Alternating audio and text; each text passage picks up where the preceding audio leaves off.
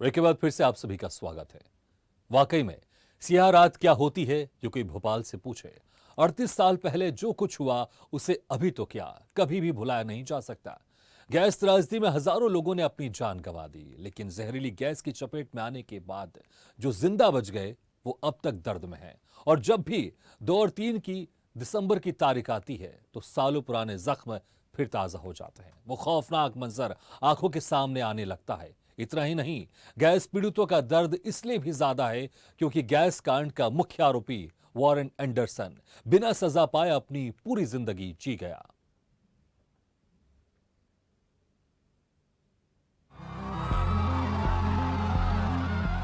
रात क्या होती है, कोई भोपाल से पूछो। उस काली रात को 38 साल बीत गए हैं, लेकिन आज भी लगता है जैसे ये कल की ही बात हो। और शायद ऐसा इसलिए क्योंकि ना तो भोपाल गैस कांड के मुख्य आरोपी को सजा मिली और ना ही गैस पीड़ितों को वो इंसाफ मिल सका है जिसकी आस में अब 4 दशक पूरे होने वाले हैं। भोपाल गैस कांड के मुख्य आरोपी वॉरेन एंडरसन की मौत करीब 7 साल पहले ही हो चुकी है, मगर आज भी ये सवाल है, इस घटना के मुख्य आरोपी वॉरेन एंडरसन को भारत सरकार ने क्यों बचकर जाने दिया? क्यों एंडरसन को गिरफ्तार नहीं किया गया? और फिर बाद में कोर्ट में भी एंडरसन पर ढंग से मुकदमा नहीं चल सका। वहीं घटना के समय प्लांट में मौजूद शकील कुरैशी तो आज तक फरार है। आपको बता दें कि वॉरेन एंडरसन यूनियन कार्बाइड का चेयरमैन था। गैस त्रासदी के बाद एंडरसन भोपाल भी आया, लेकिन उसे बिना कुछ कहे, बिना कोई सवाल किए सुरक्षित जाने दिया गया। ऐसा क्यों हुआ, इस पर आज भी सिर्फ सवाल पर सवाल है। वही गैस त्रासदी का दर्द झेलने वाले हजारों जीवित लोगों की आंखें आज भी नम हैं। वो दर्द से कहराते हैं। इतना ही नहीं, कई लोग तो आज भी जिंदा लाश की तरह हैं। अगर गैस पीड़ितों को उचित मुआवजा भी मिला होता तो शायद उनका जीवन कुछ आसान होता, लेकिन अफसोस अब तक ये भी नहीं हो सका है। इस वक्त मैं जेपी नगर के सामने यूनियन कार्बाइड फैक्ट्री के पास ही खड़ा हूं और मेरे साथ हैं जिन्होंने खुद गैस कांड का दंश झेला है। क्या नाम है आपका? लाले खान, ये बताइए कि उस वक्त क्या हुआ था, उस रात को क्या मंजर था?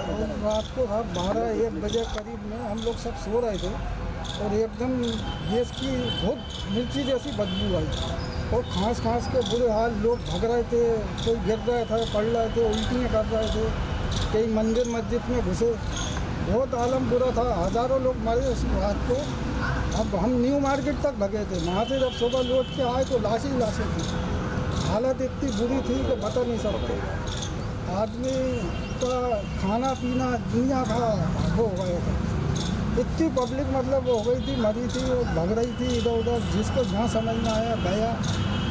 लेकिन वो तो फैक्ट्री किस तरीके से खुली, क्या हुआ, जो गैस निकली है, बहुत बुरे हाल थे। 2-3 दिसंबर 1984 को आपकी उम्र क्या थी और आप कहाँ पे थे उस वक्त और क्या हुआ था? मैं साहब उस टाइम पुतली घर क्षेत्र में था और सो रहा था रात के 12 बजे और मेरी 18 साल की उम्र थी।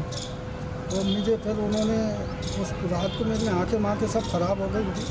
दूसरे दिन मुझे पैसा भी मिला था, 1000 रुपये 10-10 के नोट की गड्डी दी थी। फिर उसके बाद भी मैं थोड़ा इलाज कराया, मैं आँखें मेरी सही हूँ। अब मेरी उम्र जो है 50 के लगभग में है। लेकिन ये वो मंजर देख के बड़ा। आपके घर में अभी कोई गैस किसको लगी थी? और सबको लगी गैस, लेकिन कोई ऐसा मतलब हादसा, हम लोग ज़रा थोड़े दूर पे थे और निकल लिए थे क्षेत्र छोड़ के तो बच गए। जो यहाँ पे सो रहे थे वो सोते ही रहेगा, जो यहाँ पे थे वैसे ही होगा। उनको जो भगे या पानी से मुँह ढाँक लिया या ज़मीन में लेट गए, थोड़ा बच गए बोले, और नहीं तो ज़मीन से 2 फीट ऊंची गैस चल रही थी। वॉरेन एंडरसन को भी यहाँ लाया गया था, कुछ मालूम है आपको उस बारे में? अब उस बारे में तो फिर मुझे नहीं मालूम, लेकिन उस टाइम मेरी तबीयत इतनी गड़बड़ हो गई थी कि मेरे को खुद इलाज में लगा हुआ था, हॉस्पिटलों में दवा।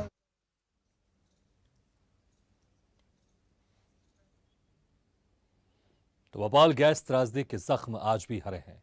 पीड़ितों के आंखों में वो मंजर आज भी उनके शरीर में सिहरन पैदा करता है, इसलिए उस काली रात की आज भी सुबह नहीं है। इसी के साथ हमारी इस खास पेशकश में फिलहाल इतना है, लेकिन खबरों का सिलसिला लगातार जारी है। आप देखते रहिए स्वदेश न्यूज, सबसे पहले देश।